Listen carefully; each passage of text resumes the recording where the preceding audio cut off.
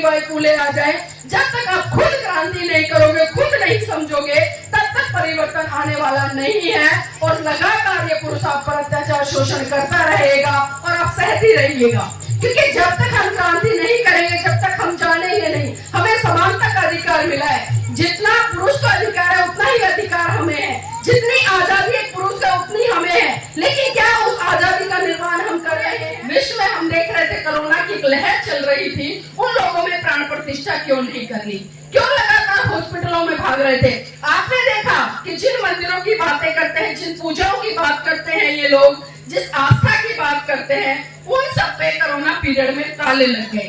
कोई भी मंदिर खुला देखा आपने? एक भी मंदिर के बाद जो पुरुष साथी अपने घर की महिलाओं का घूंघट ना उघड़वाए, अगर आप बाबा साहब कभी आई हो तो मैं कह रही हूँ, जब भी आप अगली बार अपने मायके जाओ, मैं महिलाओं से कह रही हूँ, जब आप अपनी मायके जाओ और आपके पुरुष साथी आपके साथ में जाए, तो वहां पर जो आपका मायका होगा तो आपके जो पति है उनकी तो ससुराल होगी ना।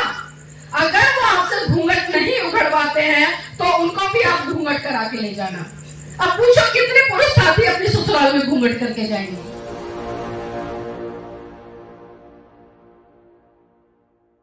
तथागत बुद्ध को अपनी संकल्पनाओं के सुमन अर्पित करते हुए समस्त भारतीय नारी के मुक्तिदाता, बहुजनों के मुक्तिदाता, दुनिया का सूरज, ज्ञान का प्रतीक, संविधान के रचयिता परम पूज्य बाबा साहब को सत सत नमन करते हुए बहुजनों को भारत में सत्ता के गलियारों तक ले जाने वाले साहब मान्यवर काशीराम जी को नमन करते हुए अपनी जूती की नोक से पाखंडवाद को धराशाही करने वाले पेरियार जी को नमन करते हुए अपनी 20 बीघे जमीन को बेचकर सच्ची रामायण का इतिहास रचने वाले ललई सिंह यादव जी को नमन करते हुए और इस देश में शिक्षा की अलग जगह कर महिलाओं के लिए पहला स्कूल खोलने वाले फूले दंपति राष्ट्रपिता ज्योतिबा फूले और माता सावित्रीबाई फूले जी को नमन करते हुए और बाबा साहब के साथ में कंधे से कंधा मिलाकर उनके साथ चलने वाली त्याग की मूर्ति माता रमाबाई जी को नमन करते हुए और बहुजन समाज में जन्मे सभी संत महापुरुषों को कोटि कोटि नमन करते हुए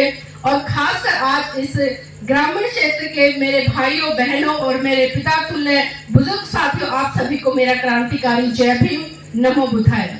सर्वप्रथम मैं आपको आज जो बुद्ध पूर्णिमा है उसकी बहुत बहुत मंगल कामनाएं देती हूँ, क्योंकि आज जो भी प्रकाश हमारे जीवन में है कहीं ना कहीं उसके पीछे हमारे महान पुरुषों का त्याग, समर्पण, बलिदान है।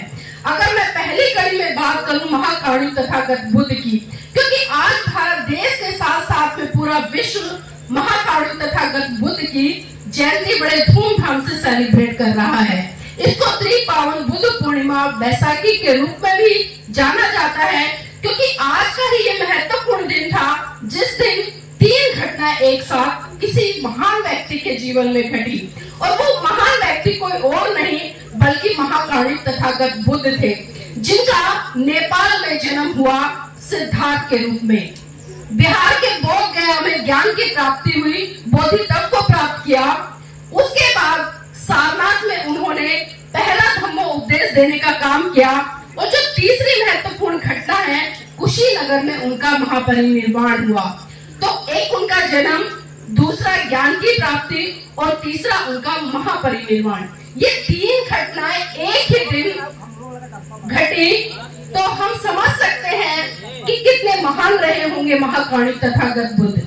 अभी जिस तरह से उनके जीवन संघर्ष पर प्रकाश डाला, उनके सिद्धांतों पर प्रकाश डाला, और जिस तरह से तमाम वक्ताओं ने अपनी बात रखी कि जिस दिन व्यक्ति महाकारुणिक तथागत बुद्ध के सिद्धांतों को मनुसार कर लेगा, उन्हें अपने जीवन में, अपने आचरण में उतार लेगा, स्वाभाविक सी बात है कि उसका कल्याण हुए बिना नहीं रहेगा, और उसका जो कल्याण होगा वो इतना सुंदर होगा कि आपको एक गौरव का अनुभव होगा, और अपने आप में मनुष्य होने पर आपको कहीं ना कहीं एक गर्व की अनुभूति होगी। और जिस तरह से कई चीजें यहाँ पर चर्चा की, क्योंकि मैं ज्यादातर पुरुषों के बारे में यहाँ पर बात नहीं करूंगी, क्योंकि मैं अच्छे से जानती हूँ कि मेरे पुरुष साथी मिशन मूवमेंट को समझते हैं, और जहाँ भी हमारे धार्मिक कार्यक्रम हो, राजनीतिक कार्यक्रम हो या सामाजिक कार्यक्रम हो, वहां पर हमारे समाज के भाइयों की, पिताओं की जो भूमिका होती है वो बड़ी सक्रिय होती है।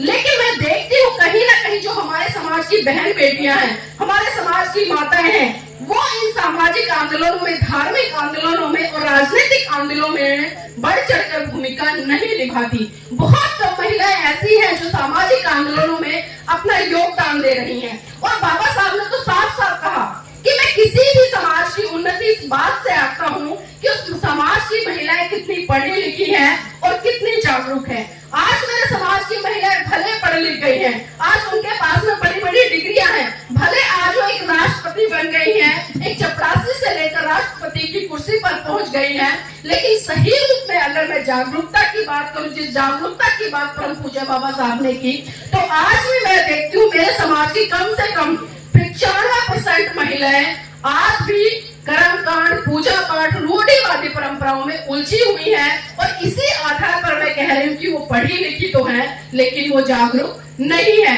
और जब तक जागरूक नहीं होंगी तब तक मेरा मानना है कि जो उनके घर के पुरुष हैं, जो सुबह निकलते हैं शाम को घर में आकर घुसते हैं, चाहे सर्दी हो, बारिश हो, तूफान हो, आंधी हो, वो तपतपाती धूप में भी काम करते हैं और घर की आजीविका को जुटाने के लिए जो पैसा कमा कर लाते हैं उससे आपके बच्चे शिक्षा लेते हैं, अच्छे कपड़े पहनते हैं, अच्छा भोजन ग्रहण करते हैं।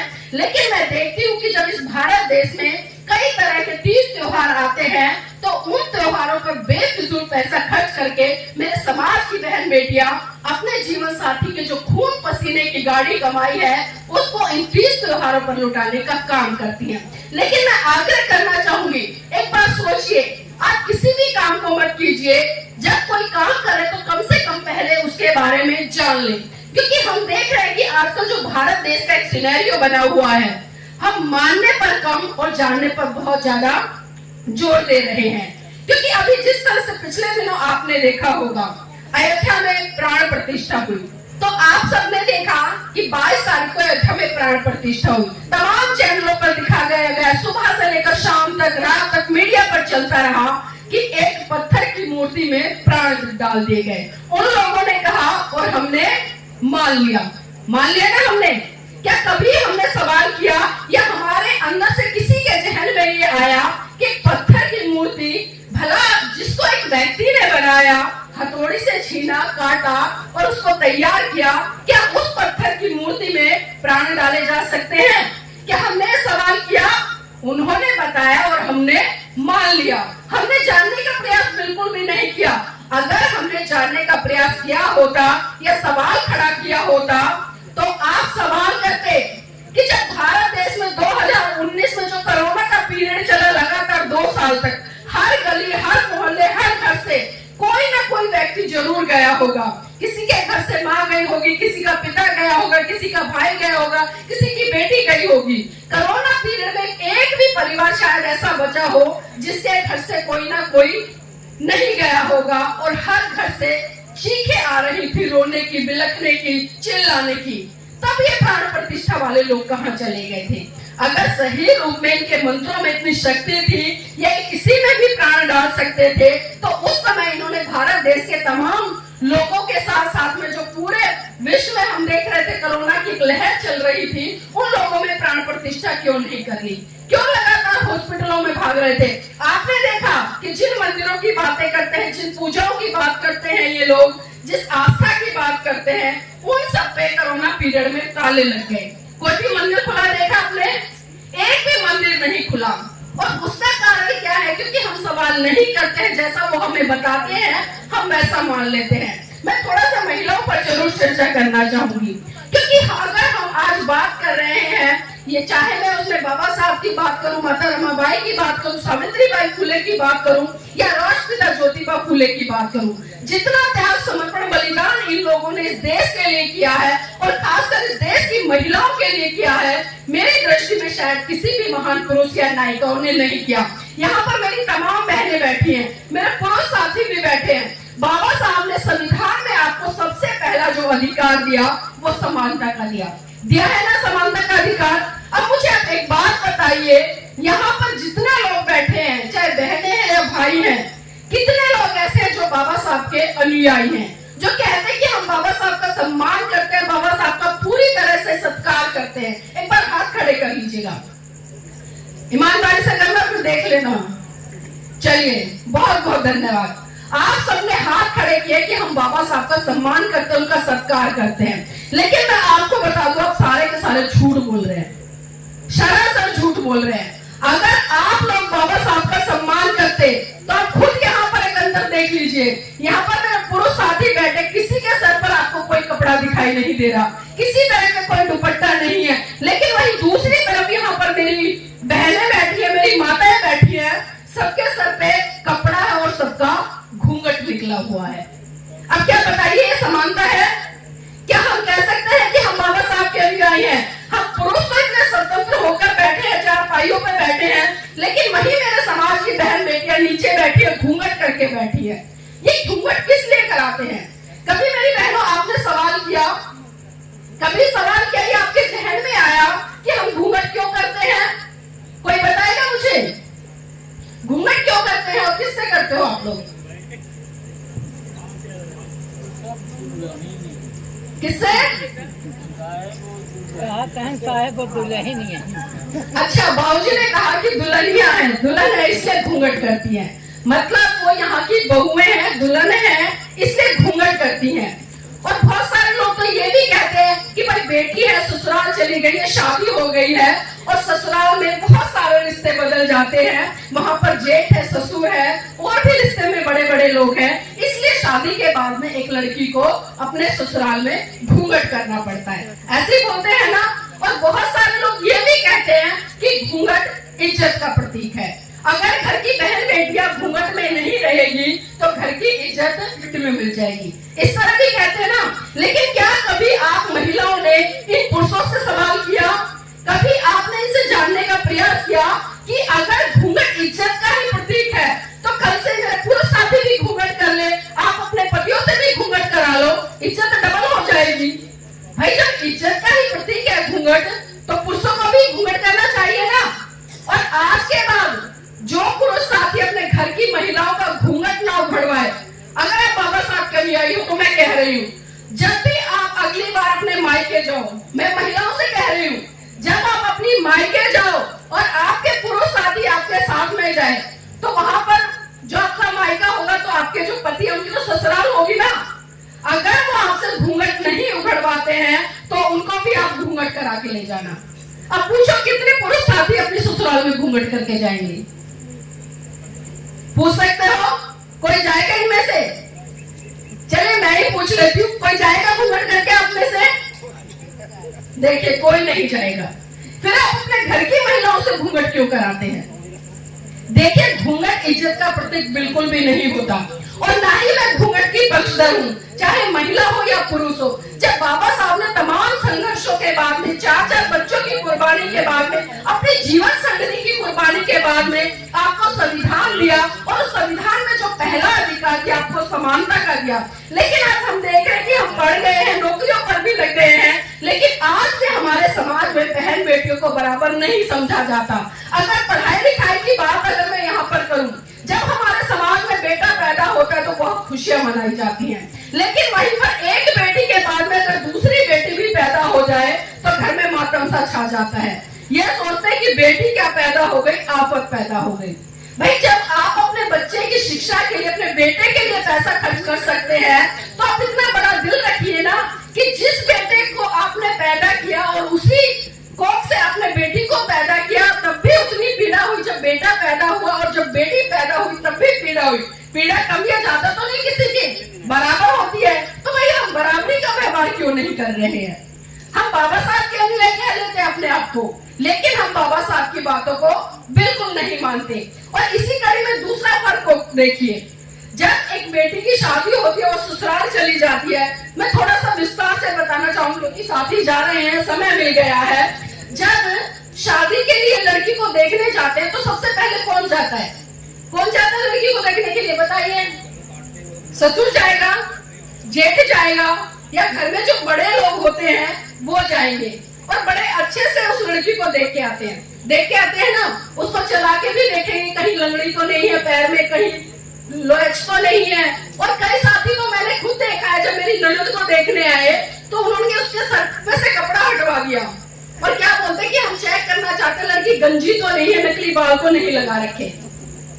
मैं बात करी प्रैक्टिकल, जो हमने देखा, जो घट रहा है समाज में। हमने उसको चला के देख लिया, उसके सर का कपड़ा उघड़वा के देख लिया, पूरी तरह से देख लिया, देखकर हम घर आ गए, हमें लड़की पसंद भी आ गई, और फिर उसके बाद क्या होता है, हम लड़की का रोका करने जाते हैं ना कि भाई लड़की को पक्का कराते हैं।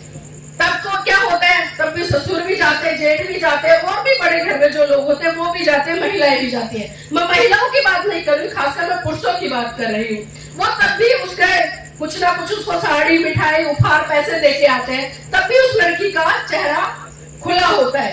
तब भी वो सारे पुरुष जो घर में रिश्ते में बड़े उसका चेहरा दिखाते हैं। फिर तीसरी बार देखिए, हम बड़ी धूमधाम से बारात लेकर जाते हैं, 100-200 लोगों को लेके जाते हैं, बैंड बाजे बजाते जाते हैं, डीजे बजाते जाते हैं। फिर वो लड़की वहां पर स्टेज पे बैठी होती है, पूरा समाज देख लेता है, सारे रिश्तेदार देख लेते हैं, घर में जो बड़े बुजुर्ग है वो उसका चेहरा देख लेते हैं। और फिर देखिए, आजकल प्रचलन है, शादी के बाद अगले दिन हम जब ससुराल आते हैं तो वहां पर एक रिसेप्शन पार्टी होती है, और फिर रिसेप्शन पार्टी होती है, फिर हम अपने घर की बहू को, उस दुल्हन को सजा के फिर मंच पर बिठा देते हैं। फिर समाज के तमाम लोग आते हैं, रिश्तेदार आते हैं, जेठ भी होते हैं, ससुर भी होते हैं, और फिर सारे के सारे लोग उसका चेहरा देख लेते हैं। अब आप सब मुझे एक बात बताइए, क्योंकि मैं महिलाओं के संदर्भ में बात कर रही हूँ, जब लड़की देखने गए तब आपके घर के पुरुषों ने उसका चेहरा देख लिया, जब उसका रोका करने गए तब उसका चेहरा देख लिया, जब बारात लेकर गए तब उसका चेहरा देख लिया, जब बारात घर पे वापस आ गई तब उसका चेहरा देख लिया। अब मुझे ये बताइए कि ऐसी इज्जत वाली कौन सी बात रह जाती है कि 4-4 बार उस लड़की का चेहरा देखने के बाद आप उसका 2 फुट का घूंघट निकलवा देते हैं। कभी सवाल किया आपने? क्योंकि मेरी बहनों, मैं आपको बता दूं, आपकी आजादी के द्वार और आपके लिए क्रांति जब जब किसी ने की है वो पुरुषों ने की है। कोई महिला खुद बढ़ चढ़कर आगे नहीं निकल कर आई। अगर महिलाओं में इतनी क्रांति होती, इतनी चेतना होती, मेरी बहनें आती, मुझे बड़ी खुशी जब वो वहां से आई थी। मैंने कहा अरे वाह, नीले कलर के जो पीपल के पत्ते हैं वो बने हुए, व्हाइट कलर की साड़ी पहनकर आ रही है, बुद्धिस्ट महिलाएं, बड़ी जागरूक है मेरे समाज की बहनें। लेकिन जैसे ही मैंने कैमरा पीछे घुमाया, मेरी बहनों का घूंघट ढका हुआ, चेहरा ढका हुआ था। एक ने तो ऐसे कर लिया जब मैंने वीडियो घुमाई इधर। तो बताइए हम कैसे बुद्धिस्ट है, हम कैसा मिशन मूवमेंट चला रहे हैं, हम कैसे बाबा साहब के लिए आए हैं। अगर इसी तरह से करना है ना तो मेरी बहनों मत करो ये दिखावा। मैं आपके सामने जीता चाहता हूँ, उदाहरणों में कहीं और नहीं जा रही। मैं अपने बारे में बताती हूँ, मैं दिल्ली में रहती हूँ, राजधानी में रहती हूँ। जब मेरी शादी हुई 2006 में, 18 साल हो गए मेरी शादी को। जब मैं विवाह करके आई तो मेरा भी इतना लंबा घूंघट था, और जब मैं अपने ससुराल में आई और घूंघट में थी, और वो भी शहर में, दिल्ली जैसे में, जहाँ लोग बड़े स्वतंत्र तरीके से रहते हैं, बड़ी आजादी है लड़कियों को, वहां मैं पढ़ी लिखी महिला घूंघट में मुझे बड़ी घुटन सी हुई कि मैं गांव में रहकर भी इतने खुले विचारों की हूँ, लेकिन जब मैं ससुराल आई तो मेरा घूंघट, मैंने वकील साहब से कहा कि सर मेरे बस की नहीं है घूंघट करना, और मैं घूंघट नहीं कर सकती। अगर मैं घूंघट निकाल लूं, उसमें से अच्छी गाली आपकी माता जी को, पिताजी को या बड़े बुजुर्गों को देती रहूं, वो सम्मान होगा, या मैं बिना घूंघट के उनका आदर सत्कार करूं, समय पे चाय पानी दूं, सुबह उठकर उनके पैर छूं, वो सम्मान होगा। तो वकील साहब ने 2 टूक शब्दों में कहा कि मर्जी तुम्हारी है, तुम आजाद हो, तुम्हें घूंघट करना है करो, नहीं करना मत करो। वो दिन था और आज का दिन है। मैंने अपना घूंघट उघाड़ा, घर में भूचाल आ गया, क्योंकि जो मेरी सासू माँ है वो यूपी से बिलोंग करती है, और आपको पता है कि गांव की जो महिलाएं होती हैं आज भी रूढ़िवादी परंपराओं से ग्रस्त है। उन्होंने थोड़ा सा कलह कलेश किया, थोड़ा महिला आस पड़ोस की महिलाओं से भी शिकायत की, अरे बड़े अंग्रेजनी आई है, यही अंग्रेजनी आई, यही पढ़ी लिखी आई है, पड़ोस में और भी तो बहुएं हैं, वो भी तो घूंघट करके रहती है, क्या ये अनोखी बहू आई है जो घूंघट उठाड़ के रहेगी। वकील साहब को भी अच्छी सुनाई और मुझे भी अच्छी सुनाई। हमने सहन कर लिया, और फिर 1-1.5 साल के बाद हम मिशन मूवमेंट में उतर गए। हम लगातार समाज में उठने बैठने लगे, और आपकी जानकारी के लिए बता दूं, मैंने 2 चुनाव भी लड़े हैं। मैंने एक एमएलए का चुनाव लड़ा है, एक निगम पार्षद का लड़ा है, और राष्ट्रीय पार्टी से लड़ा है, बहुजन समाज पार्टी से।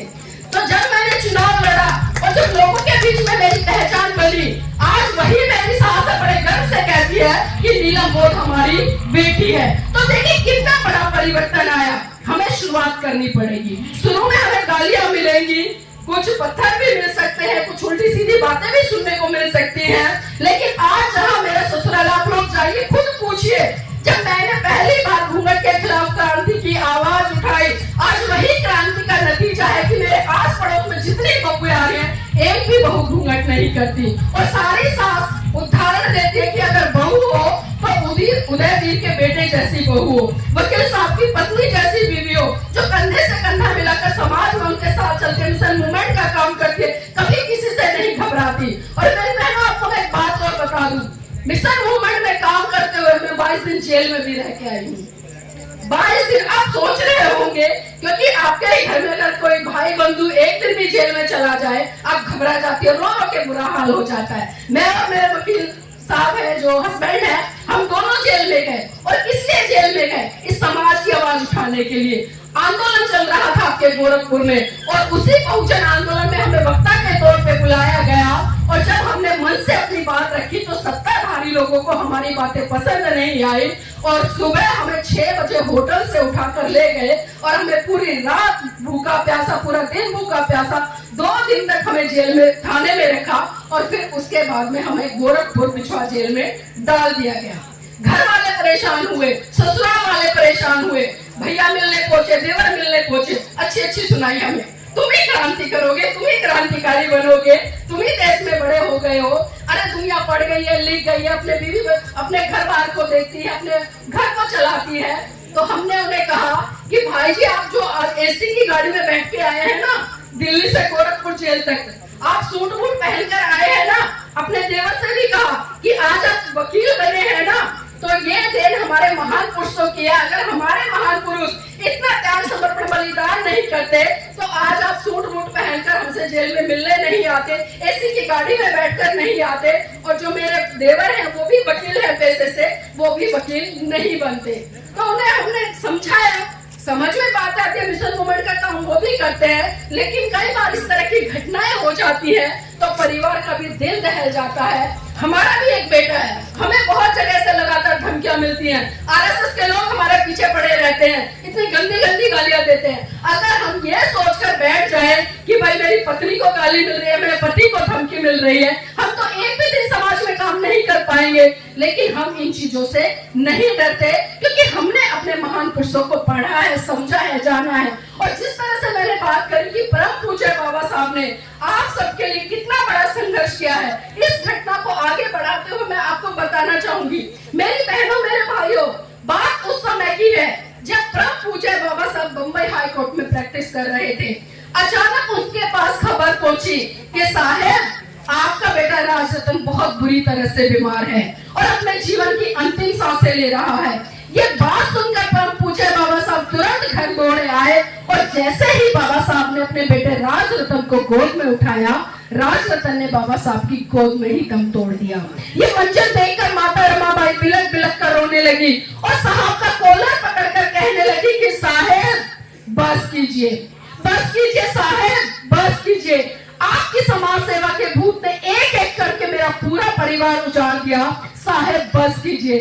तो बाबा साहब कहते हैं कि रमा चुप हो जा, रमा चुप हो जा, तू तो रो भी सकती है, लेकिन मेरी तो आंखों के आंसू ही सूख चुके हैं, क्योंकि अपने समाज के मैं हजारों बच्चों को मरते हुए प्रतिदिन देखता हूँ, रमा चुप हो जा। तो माता रमाबाई फिर कहती है कि साहेब मैं आज फिर चुप हो जाऊंगी, साहेब मैं आज फिर चुप हो जाऊंगी, लेकिन आप मुझे एक बात बता दीजिए कि जब आप अपने बेटे राजरतन को गोद में खिलाया करते थे तो बड़े हर्षोल्लास के साथ कहा करते थे कि रमा मेरा बेटा राजरतन एक दिन बड़ा होकर इस देश पर राज करेगा। तो साहेब मुझे ये बता दीजिए, आज राजरतन तो इस दुनिया में रहा नहीं, अब बड़ा होकर इस देश पर कौन राज करेगा। तो बाबा साहब माता रमाबाई का हाथ पकड़कर और अपने बेटे के पार्थिव शरीर पर हाथ रखकर कसम खाते हैं और कहते हैं कि रमा मैं भारत देश में एक दिन ऐसा काम करके जाऊंगा, भारत की हर रमा की कोख से जन्म लेने वाला राजरतन इस देश पर राज करेगा, इस देश पर राज करेगा। और वो राज परम पूज्य बाबा साहब मेरे साथियों, मेरी बहनों, आपको संविधान के अंदर देकर गए, एक वोट देने तक से लेकर एक शासक बनने तक का अधिकार। लेकिन आज हमने उस वोट की वैल्यू को भी नहीं समझा। आप मार्केट में जाइए, अगर आप मुर्गा भी खरीद कर लाते हैं तो उसकी कीमत भी 200, 250, 300 रुपए किलो है। एक बकरा भी लेके आते हैं वो भी 700, 800 रुपए किलो मिलता है।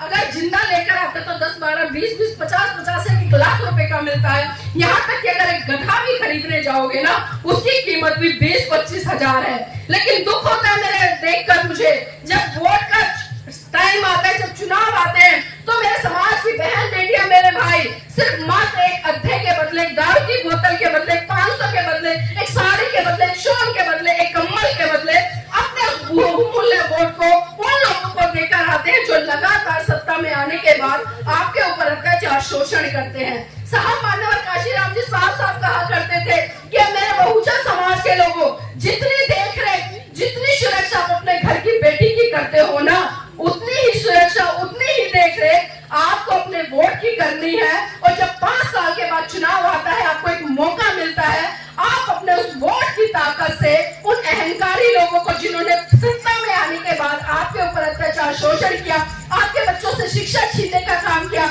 आपके बच्चों से रोजगार छीनने का काम किया, आपका आरक्षण छीनने का काम किया, महिलाओं की सुरक्षा के लिए कोई काम नहीं किया, आप उस समय अपने वोट की ताकत से ऐसे घमंडी लोगों को घुटने पर टिका सकते हो। लेकिन जरूरत है हमें उस वोट की ताकत को समझने की। लेकिन आज हम उस दिशा में ना बढ़कर जो दूसरे बोल रहे हैं, हम उनकी बातों में आ जाते हैं। उसने कहा कि वहां वोट कर देना, हमने वहां कर दिया।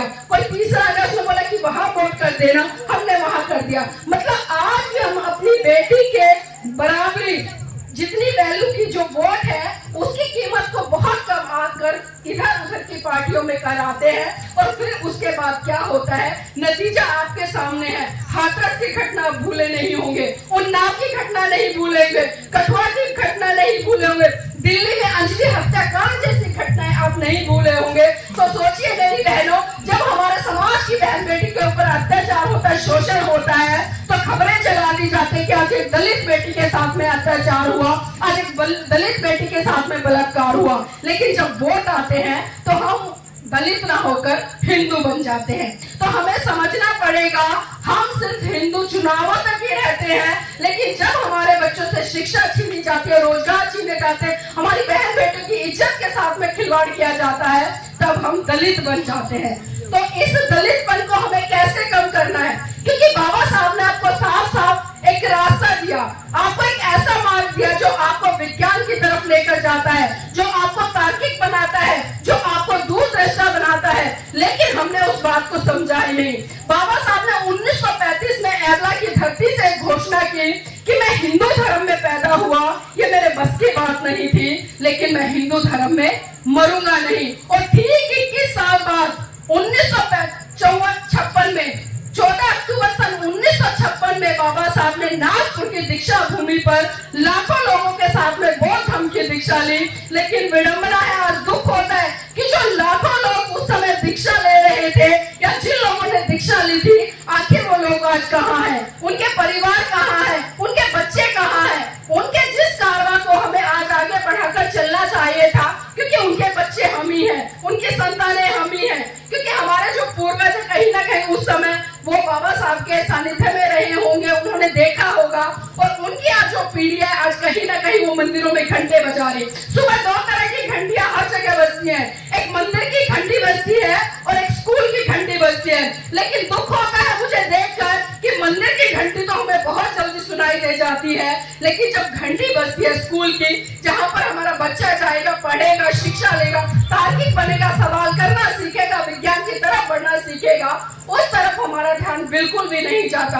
और जिस तरह से 30 त्योहारों के नाम पर हम लाखों रुपए बर्बाद कर रहे हैं, क्योंकि साल में अगर हम आकलन करें, कम से कम 10-12 त्योहार ऐसे आते हैं जिनसे हमारा कोई लेना देना नहीं है, जो हमारी संस्कृति के नहीं है, जो हमारी विचारधारा के नहीं है, बल्कि एक प्रकार वो हमारे ऊपर लाद दिए गए हैं। और लादे भी कैसे हैं? शोषण भी हमारा, अत्याचार भी हमारे ऊपर, और फिर हमसे ही उत्सव मनवा रहे हैं। और हम इतने मूर्ख हैं कि उनकी बातों में आकर अपने ही बुजुर्ग, जो हमारे बड़े बुजुर्ग रहे हैं, उन पे अत्याचार, शोषण, उनकी हत्याएं कर दी, और उन्हीं की हत्याओं पर हम जश्न मना रहे हैं। तो हमसे मूर्ख शायद कोई नहीं होगा। तो मेरी बहनों समझिए, जितने भी ये 30 त्योहार आते हैं, आप इनका बहिष्कार कर दीजिए। अगर सही रूप में आपको कुछ मनाना है, आज जिस तरह से भारत देश के साथ में पूरा विश्व बुद्ध पूर्णिमा को सेलिब्रेट कर रहा है, आप अपने त्योहार मनाइए ना। आपके पास में तमाम उत्सव है, बाबा साहब की जयंती है, साहब काशीराम जी की जयंती आती है, माता रमाबाई की जयंती आती है, है, ज्योतिबा फुले की जयंती आती है, ललन सिंह यादव जी की जयंती आती है, पेरियार जी की जयंती आती है, बहुजन समाज में जन्मे तमाम संत महापुरुषों की जयंतियां आती है। आप उनको मनाइए ना, उन्हें धूम धड़ल्ले से मनाइए। और मनाना ये नहीं है कि हमने डीजे बजाया, गाने बजाया और झंडे उठाए और यात्रा निकाली। मनाने का मतलब है जिस तरह से आज एक कैडर हो रहा है, इस तरह से लोगों को इकट्ठा कीजिए, विचारों का आदान प्रदान कीजिए। कुछ बातें हम सीखेंगे, कुछ बातें आप सीखेंगे। जो बातें हमें नहीं आती, आपको आती है, आप हमें बताएंगे तो हमारा ज्ञानवर्धन होगा, और आप हमसे सुनेंगे तो आपका ज्ञानवर्धन होगा। मतलब दोनों तरफ डबल फायदा हो जाएगा। अगर हमें सही रूप में जयंतियां मनानी है तो इस तरह से मना सकते हैं, हमें वैचारिक क्रांति करनी पड़ेगी। आपको मैं कल का ही उदाहरण देती हूँ। कल हम बक्सर में थे। बक्सर में एक शादी थी जिसमें हम सबको बुलाया गया था, धम्पत संघ की टीम को। और शादी ऐसी वैसी नहीं, यादव समाज के लोगों की शादी थी। बलिया में यादव समाज के जो परिवार है उसमें शादी थी। और जब हम शादी में गए, देखकर मतलब हमारा मन इतना गदगद हो गया और हमें लगा कि सही रूप में तो क्रांति ये लोग कर रहे हैं। हमने देखा मंच पर 22 प्रतिज्ञाएं लगी हुई है। हमने देखा मंच पर पेरियार जी ने जो 15 सवाल ईश्वर पर खड़े किए, वो सवाल लिखे हुए हैं। हमने देखा कि तमाम महान पुरुषों की पूरे पंडाल में जो कोटेशन है, एक से एक बड़ा उदाहरण जो हमारे महान पुरुषों ने दिया। जिस तरह से संत गाड़गे बाबा कहते हैं कि एक रोटी कम खा लेना, टूटे फूटे बर्तनों में खा लेना, अगर नए कपड़े ना मिले तो पुराने कपड़े पहनकर काम चलाना, लेकिन अपने बच्चों को शिक्षा जरूर देना, अपने बच्चों को शिक्षित जरूर करना। इस तरह की कोटेशन लिखी थी। माता सावित्रीबाई फुले की कोटेशन लिखी थी कि मेरे समाज की बहन बेटियों, शादी से पहले अपने घर की बहन बेटियों को शिक्षित कर देना और उसके बाद उसकी शादी करना, ताकि जब वो अपने ससुराल जाए तो अपने परिवार को अच्छे तरीके से पाल पोस सके, और जब उसके बच्चे हो तो उनको वो शिक्षित कर सके। इस तरह की कोटेशन वहां पर लिखी थी। तो गर्व हुआ मुझे देखकर कि आज यादव समाज में इतने बड़े स्तर पर जागृति आ रही है। तो हम तो उन सूरवीरों की संतान है जिन्होंने इस देश में क्रांति की है, इस देश के लोगों को एक ऐसा धम्म दिया है जिस धम्म के कारण ही पूरा भारत आज विश्व गुरु के रूप में जाना जाता है। और हम देखते हैं कि जब जब हमारे देश के माननीय प्रधानमंत्री जी या विदेश मंत्री जी या अन्य पूंजीपति लोग जब विदेशों में जाते हैं तो वहां पर बड़े गर्व से कहते हैं कि हम बुद्ध की धरती भारत से आए हैं। तो सोचिए, जब विदेश में जब वो जाते हैं, अपनी पहचान कराते हैं, तो वो ये कभी नहीं कहते कि मैं कृष्ण की धरती से आया, राम की धरती से आया, सीता की धरती से आया हूँ या किसी अन्य की धरती से आया। क्योंकि उन सबको पता है कि अगर भारत की पहचान है पूरे विश्व में तो वो सिर्फ महाकारुणिक तथागत बुद्ध के कारण है, जिन्होंने एक ऐसा सिद्धांत दिया, एक ऐसी विचारधारा दी जो आपको पाखंडवाद से, रूढ़िवाद से निकालकर, आपको अंधकार से निकालकर प्रकाश की तरफ बढ़ाती है। लेकिन ये चीजें मेरे साथियों हम तभी समझ पाएंगे, तभी कर पाएंगे जब हम अपने महान पुरुषों को पढ़ेंगे। इसी कड़ी में मैं बाबा साहब के जीवन संघर्ष से और माता रमाबाई के जीवन संघर्ष से जुड़ी हुई एक घटना पर प्रकाश जरूर डालना चाहूंगी। मेरी बहनों, मेरे भाइयों, बात उस समय की है जब प्रभु पूज्य बाबा साहब पीएचडी की डिग्री लेकर विदेश से भारत में लौटे। और जब वो महाराष्ट्र में आए और महाराष्ट्र के लोगों को पता चला कि बाबा साहब विदेश से पढ़ाई कर आ रहे हैं, तो क्यों ना उनके सम्मान सत्कार कार्यक्रम में एक भव्य कार्यक्रम का आयोजन किया जाए। और जब ये बात माता रमाबाई को पता चली कि मेरे साहब आ रहे हैं, उनका सम्मान सत्कार होगा और महाराष्ट्र के लोगों ने इतना बड़ा, इतना विशाल मंच लगाया है, तो क्यों ना मैं भी उस कार्यक्रम में चलूं और अपनी आंखों से उस पल को देखूं, महसूस करूं कि मेरे महाराष्ट्र के लोग किस तरह से मेरे साहब का सम्मान सत्कार कार्यक्रम करेंगे। लेकिन मेरी बहनों, आपको जानकर आश्चर्य होगा, जब माता रमाबाई ने बाबा साहब के कार्यक्रम में जाने की तैयारी शुरू की तो उनके पास में एक भी ऐसी साड़ी नहीं थी जिसे पहनकर वो बाबा साहब के सम्मान सत्कार कार्यक्रम में जा सके। उन्हें याद आया कि एक बार साहू जी महाराज ने सम्मान स्वरूप उनको एक पगड़ी भेंट की थी। माता रमाबाई ने पूरा घर खंगाला और ट्रंक में वो पगड़ी रखी मिल गई। उन्होंने ट्रंक से वो पगड़ी निकाली और जहां जहां माता रमाबाई की साड़ी फटी थी, उस साड़ी पर उस पगड़ी को लपेटकर माता रमाबाई बाबा साहब के सम्मान सत्कार कार्यक्रम में पहुंची। अब मेरी बहनों, एक बात बताइए, जब आपके पति का सम्मान सत्कार कार्यक्रम हो रहा हो, एक बड़ा सा मंच लगा हो, तो आप कहाँ होंगी?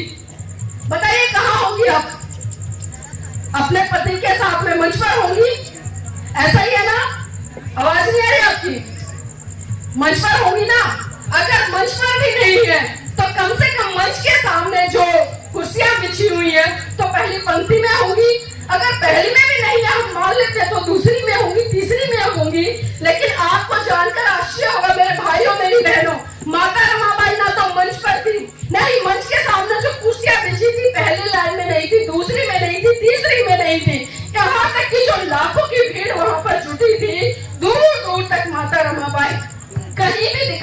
दे रही थी। बाबा साहब भी मन से भाषण दे रहे थे, टकटकी लगाकर देख रहे थे, पूरी भीड़ में निहार रहे थे कि कहीं तो मुझे मेरी रामू दिखाई दे। लेकिन बाबा साहब का भाषण जैसे जैसे अंतिम छोर पर जाता रहा, बाबा साहब बड़े भावुक होते रहे, लेकिन दूर दूर तक उन्हें माता रमाबाई दिखाई नहीं दी। और जैसे ही बाबा साहब का भाषण खत्म हुआ तो अचानक से बाबा साहब की नजर भीड़ के पीछे एक पेड़ था, और उस पेड़ के पीछे एक महिला चुपके से निहार रही थी। बाबा साहब की नजर वहां पड़ी। बाबा साहब बिना कुछ कहे समझ गए कि भीड़ के पीछे जो पेड़ है, उस पेड़ के पीछे जो महिला है जो चुपके से निहार रही है, वो कोई और नहीं, वो मेरी रामू है। और बाबा साहब का भाषण खत्म हुआ, बाबा साहब भीड़ को चीरते हुए सीधा माता रमाबाई के पास पहुंचे। उनकी आंखों में आंसू थे और बाबा साहब ने माता रमाबाई का हाथ पकड़कर बोला कि रमा, रमा मुझे माफ करना, रमा मुझे माफ करना। ऐसा नहीं है कि मैं तुझे एक से सुंदर एक साड़ी नहीं पहना सकता, रमा ऐसा नहीं है कि मैं तेरे लिए आभूषण नहीं ला सकता, रमा ऐसा नहीं है कि मैं तेरा सम्मान सत्कार नहीं कर सकता, रमा ऐसा नहीं है कि मैं तुझे एक से एक सुंदर और अच्छी चमकीली साड़ी नहीं पहना सकता, रमा मुझे माफ करना। माता रमाबाई भी समझ गई, माता रमाबाई भी समझ गई। तो मेरी बहनों, आप देखिए, जिस माता रमाबाई ने अपने पूरे जीवन में कभी कोई कीमती, कभी कोई अच्छी साड़ी नहीं पहनी, उस माता रमाबाई के त्याग, समर्पण, बलिदान के कारण आज मेरे भारत देश की महिला, मेरे बहुजन समाज की महिलाएं 1000 रुपए से लेकर 1-1 लाख रुपए तक की साड़ियां पहन रही हैं। ये बलिदान है माता रमाबाई का।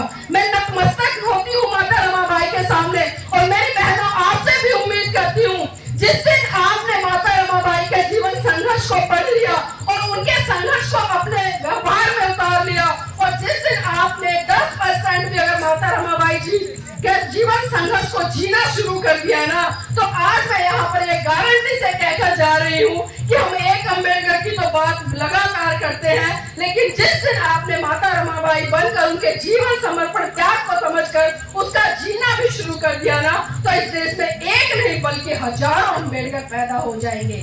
लेकिन जरूरत है मेरी बहनों उस त्याग, समर्पण, कुर्बानी और बलिदान को समझने की, क्योंकि मैंने कहा हम जय जयकार तो बहुत कर लेते हैं। अभी वकील साहब जिस तरह से कह रहे थे कि जब जब बाबा साहब की जयंती आती है, बुद्ध पूर्णिमा आती है, महापुरुषों की जयंती आती है, हम बहुत बड़े बड़े मंच लगा लेते हैं, हम बहुत बड़ी बड़ी रैलियां निकाल लेते हैं, डीजे बजा लेते हैं, माथे पे नीला सा टीका लगा लेंगे, बड़ी सी नीली सी पगड़ी बांध लेंगे, जय भीम के पटके डाल लेंगे और बड़े जोर जोर से नारे लगाएंगे कि हम अम्बेडकरवादी हैं, संघर्षों के आदी हैं। लेकिन मैं जानना चाहती हूँ कि हम कैसे संघर्षों के आदी हैं। आज भी अगर हम आकलन करें, एक सर्वे करें, तो हम अपने आप को कहाँ पाएंगे? आज सिर्फ हम अपने बच्चों की भूख मिटाने के लिए लड़ रहे हैं, अपने बच्चों के पेट पालने के लिए लड़ रहे हैं, अपने घर की महिलाओं को अच्छे कपड़े पहनाने के लिए लड़ रहे हैं। और मेरे समाज का बुद्धिजीवी जो वर्ग है, खासकर जो बड़ी बड़ी नौकरियों पर है, दुख होता है कि समाज का जो निम्न तबका है, जिसके पास संसाधन नहीं है,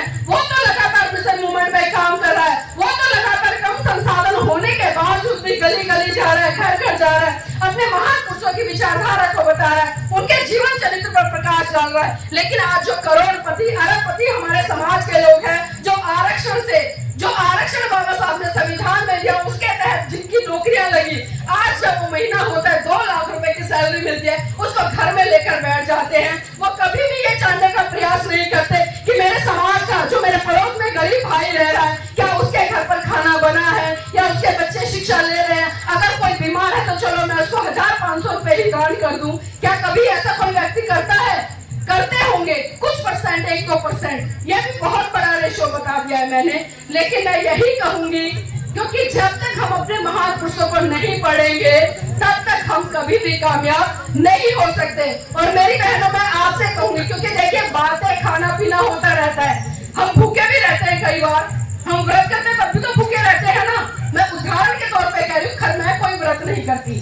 आप में से कितनी ऐसी महिलाएं जो करवा चौथ का व्रत करती है? कितनी महिलाएं हैं? ईमानदारी से बता दो। कोई नहीं करता?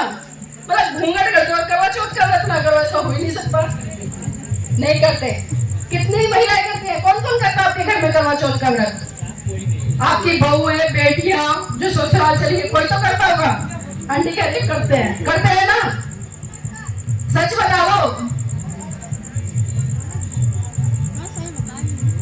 चलिए, अगर नहीं करते तो बहुत अच्छी बात है, और करते हैं तो मेरी बहनों समझिए, क्योंकि जो करवा चौथ का व्रत आप कर रहे हैं, किस लिए कर रहे हैं? क्योंकि हम चर्चाएं करते हैं, महिलाओं में बैठकर भी चर्चा करते हैं, पुरुषों में भी बैठकर चर्चा करते हैं, और मेरी बहन बेटे ये कहती नजर आती है कि करवा चौथ का व्रत हम इसलिए करते हैं क्योंकि करवा चौथ के व्रत से पति की लंबी उम्र होती है। और मुझे एक बात बताइए, अगर एक व्रत करने से आपके पति की लंबी उम्र हो जाती है, चलो मैं मान लेती हूँ, तो आपका पति आपके लिए ऐसा कौन सा व्रत करता है जिससे कि आपकी लंबी उम्र हो? करता है कोई? नहीं करता। तो क्या इसमें हम कह सकते हैं बाबा साहब के अनुयायी हैं, हम समानता का व्यवहार करते हैं? आप तो पूरा दिन भूखा प्यासा रहकर अपने पति की लंबी उम्र के लिए दुआ करती है, मंगल कामनाएं करती है।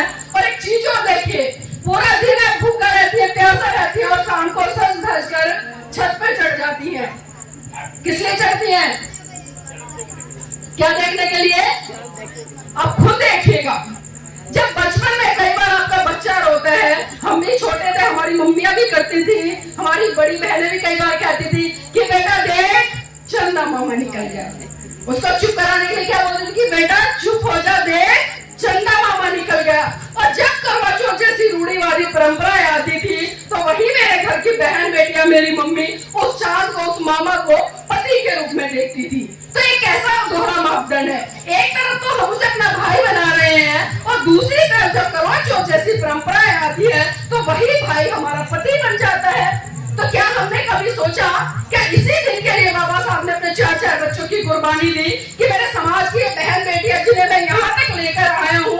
बाबा साहब ने तमाम संघर्षों के बाद में आपके लिए संविधान लिखा, उस संविधान में तमाम अधिकार दिए, और उसके बाद में मैं बता दूं, बाबा साहब ने हिंदू कोड बिल लिखा सबके लिए, जिसको कि मनुवादी लोगों ने पास भी नहीं होने दिया था, और टुकड़ों टुकड़ों में वो हिंदू कोड बिल पास हुआ। और उस हिंदू कोड बिल में क्या लिखा था? जिस महिला को कभी घर की 4 दीवारी से निकलने का अधिकार नहीं था, उस महिला के लिए बाबा साहब ने शिक्षा के द्वार खोले। जो महिला कभी अपनी मर्जी से शादी नहीं कर सकती थी, उस महिला को अपनी मर्जी से शादी करने के लिए बाबा साहब ने अधिकार दिया। जो महिला शादी से पहले अपने पिता के अधीन रहे, शादी के बाद अपने पति के अधीन रहे, और जब उसका पति मर जाए तो अपने पुत्र के अधीन रहे, मतलब एक तरह से पूरी ऐसी व्यवस्था कि एक महिला को पूरी तरह से एक पुरुष के अधीन कर दिया। और इतना ही नहीं, जो पुरुष है वो उस महिला को पैर की जूती समझता था, तो बाबा साहब ने उस पैर की जूती को उस पुरुष के सर पर बिठा दिया। बाबा साहब ने अधिकार दिया कि आपके पिता की संपत्ति में जितना अधिकार उनके बेटे का होगा, उसके बराबर अधिकार उस बेटी का भी होगा जिसने उनकी कोख से जन्म लिया है। ये अधिकार बाबा साहब ने दिए। जब आप गर्भवती होती हैं, जब आपकी डिलीवरी होती है, तो 6 महीने का आपको अवकाश मिलता है, और उस 6 महीने के अवकाश में आपको लगातार जो आपकी सैलरी है वो मिलती है। ये अधिकार बाबा साहब ने दिया। लेकिन इस अधिकार को कितने लोगों ने समझा? इसका फायदा तो भारत देश की सभी महिलाएं उठा रही हैं, लेकिन जब बात आती है उनके गुणगान की, हमारे बच्चे नौकरी लग जाए, हम कहीं अच्छे अधिकारी बन जाए, या हम किसी अच्छे मुकाम पर पहुंच जाए, हम एक अच्छा सा बड़ा सा घर बना ले, तो हम किसका गुणगान कर रहे हैं? किसके यहाँ जा रहे हैं? हम वैष्णो देवी भागेंगे, हम हरिद्वार भागेंगे, हम पंडित को बुलाएंगे, उसको दान दक्षिणा देंगे, वहां हम हजारों रुपए खर्च कराते हैं। लेकिन जिस महान पुरुष के कारण आपको तमाम ये अधिकार मिले, उसके प्रति हम इतनी भी कृतज्ञता व्यक्त नहीं करते कि उसके सामने झुककर हम नतमस्तक करके ये भी कह रहे कि बाबा साहब धन्यवाद, आपके त्याग समर्पण बलिदान के कारण आज जो मैं जीवन जी रही हूँ। अगर मैं अपनी बात करूँ, आज मैं यहाँ पर पैंट शर्ट पहन के खड़ी हूँ, ये अधिकार भी मुझे मेरे परम पूज्य बाबा साहब ने दिया, वरना मेरी कोई औकात नहीं थी कि मैं आपके सामने ऐसे जोर जोर से अपनी बात को रख पाती, इतने स्वतंत्र तरीके से अपनी बात को रख पाती। लेकिन मैंने कहा ना, हम समझते नहीं है, हम जानते नहीं, हम जानने का प्रयास नहीं करते, सिर्फ मान रहे हैं कि हमारे बड़े बुजुर्ग कर रहे थे इसलिए हम करेंगे। आज हमारी पीढ़ी ने किया, अगली जो हमारी पीढ़ी आएगी वो भी क्या करेगी कि हमारे बड़े बुजुर्ग कर रहे थे इसलिए क्या। हम सवाल नहीं कर रहे हैं, हम जानने का प्रयास नहीं कर रहे हैं, और जब तक हम सवाल नहीं करेंगे ना, तो इसी तरह से हम गुलामी का जीवन जीते रहेंगे। मेरी यहाँ पर बहनें बैठी हैं, एक बार हाथ खड़ा कीजिए सब, दोनों हाथ खड़ा कर दीजिएगा। नहीं, मैंने बहनों से कहा, भाइयों से नहीं कहा। अब मेरे भाई देखे, मेरी बहनों के हाथ में क्या दिखाई दे रहा है आपको? कुछ दिखाई दे रहा है?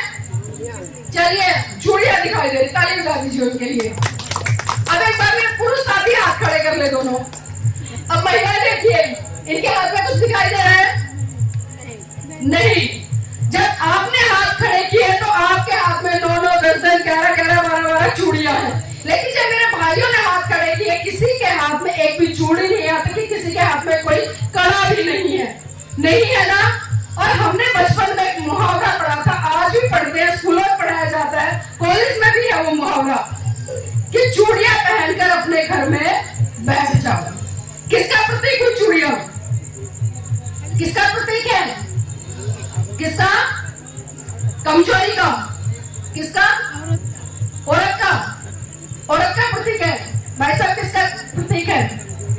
कमजोरी का। ताली बजा दीजिए भाई साहब के लिए।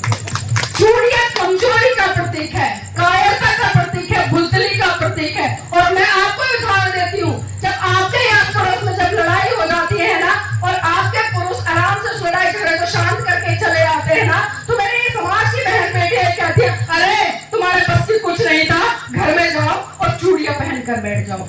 आप खुद बोलती है ना ये बात। अब बताइए, चूड़ियां हो ना कमजोरी का प्रतीक, और अब आप खुद तय कीजिए, क्या आप कमजोर हो? आप कमजोर हो? आप बुज़दिल हो? आप कायर हो? बिल्कुल हो। इसीलिए आप ये 10, 10, 12, 12 चूड़ियां पहनकर बैठी हैं। और बहुत सारे लोग कहते हैं कि सुहाग की निशानी है। कहते हैं ना कि चूड़ियां सुहाग की निशानी है। अगर एक भी चूड़ी टूट जाए ना, आफत आ जाती है। अरे चूड़ी टूट गई, संभाल के, होता है ना। और जब उस किसी महिला का पति मरता है तो सबसे पहले महिलाएं क्या करती हैं? उसकी चूड़ियां तुड़वाती है ना। लेकिन क्या आज तक किसी पुरुष ने ऐसा किया है कि जब उसके घर की महिला मरे उसने कुछ फोड़ा हो या उसने कुछ तोड़ा हो? किया है आज तक? क्योंकि वो पहनते ही नहीं है, वो ऐसा कुछ करते ही नहीं है। क्योंकि जब इस समाज में, इस देश में या कहीं भी, हम भारत देश की बात कर रहे हैं, यहाँ पर हम रहते हैं, जब शादी होती है तो एक फर्क देखिएगा, कितना बड़ा फर्क आता है। एक लड़का होता है, एक लड़की होती है, दोनों की शादी होती है। वहीं दूसरी तरफ अगर हम लड़की को देखें, सर से लेकर पांव तक, मतलब सर से लेकर पांव तक उसके पैरों में बिछुए डाल दिए जाते हैं, उसके पैरों में पायल डाल दी जाती है, गले में मंगलसूत्र डाल दिया जाता है, हाथों में चूड़ियां डाल दी जाती है, माथे में बिंदी लगा दी जाती है, और लाल रंग का बहुत बड़ा एक सड़क भर दी जाती है जिसे सिंदूर बोलते हैं, लगाते हैं ना। और ये सारी चीजें क्यों करते हैं? ताकि दूर से ही देखते हमें पता चल जाए कि वो शादीशुदा है। ऐसा ही है ना। अब पुरुषों के लिए बताइए, क्या कोई भी एक भी मापदंड ऐसा तैयार किया कि हमें दूर से देखते ही पता चल जाए कि वो शादीशुदा पुरुष है? क्या किया ऐसा? तो क्या कह सकते हैं हम ये समानता है? क्या हम कह सकते हैं हम बाबा साहब के अनुयायी हैं? देखिए, प्रकृति ने जो हमारे साथ में किया है वो अलग चीज है, लेकिन हम मनुष्य होकर खुद हम भेदभाव कर रहे हैं, वो चीजें गलत है, वो चीजें बिल्कुल गलत है। और मेरी बहनों, चूड़ियां चाहे आप सोने की पहन लो, कहते हैं ना कि बेड़िया चाहे सोने की क्यों ना हो, वो बेड़िया ही होती है, वो गुलामी ही होती है। और जब तक इन बेड़ियों को आप नहीं तोड़ोगे, इन जंजीरों को नहीं तोड़ोगे, तब तक आपके लिए आजादी के द्वार खुलने वाले नहीं है। चाहे लाखों अम्बेडकर आ जाए, लाखों काशीराम आ जाए, लाखों सावित्रीबाई फुले आ जाए, जब तक आप खुद क्रांति नहीं करोगे, खुद नहीं समझोगे, तब तक परिवर्तन आने वाला नहीं है। और लगातार ये पुरुष आप पर अत्याचार, शोषण करता रहेगा और आप सहती रहिएगा। क्योंकि जब तक हम क्रांति नहीं करेंगे, जब तक हम जानेंगे नहीं, हमें समानता का अधिकार मिला है। जितना पुरुष को अधिकार है उतना ही अधिकार हमें है, जितनी आजादी एक पुरुष का उतनी हमें है। लेकिन क्या उस आजादी का निर्माण हम कर रहे हैं? आज भी हम देखते हैं कि समाज में जितने भी निर्णय होते हैं, चाहे वो घर के हो, परिवार के हो, समाज के हो, ज्यादातर फैसलों पे मंजूरी जो होती है वो पुरुषों की ही होती है।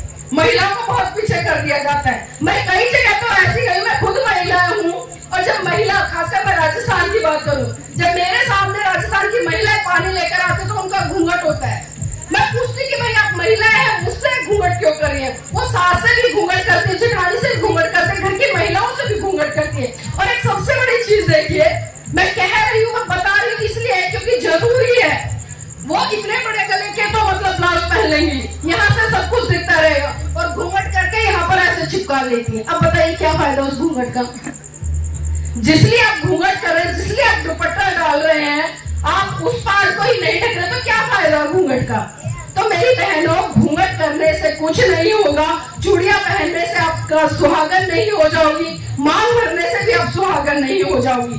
बहुत सारे लोग जिस तरह से कहते हैं कि मांग भरने से ब्लड सर्कुलेशन बना रहता है, तो महिलाओं को मांग भरनी चाहिए, तो मैं कई बार मेरी बहस भी हो जाती है। और एक बार तो हमारे दिल्ली में एक पुरुष साथी थे, वो मुझसे बोले, नीलम जी आप शादीशुदा हैं तो आप मांग क्यों नहीं भरती?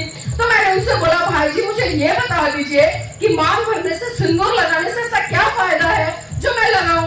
तो उन्होंने कहा कि बहन जी जब आप मांग भरेंगी, सिंदूर लगाएंगी, एक तो आपकी पहचान होगी कि आप शादीशुदा हैं, और दूसरा ये कि मांग में सिंदूर भरने से जो ब्लड सर्कुलेशन है वो आपका अच्छा बना रहेगा। तो मैंने तुरंत उन भाई से कहा कि भाई जी अगर सिंदूर भरने से ब्लड सर्कुलेशन अच्छा बना रहेगा महिलाओं का, तो आप ही कल से मांग भरना शुरू कर दीजिए, ताकि आपका भी ब्लड सर्कुलेशन अच्छा बना रहे।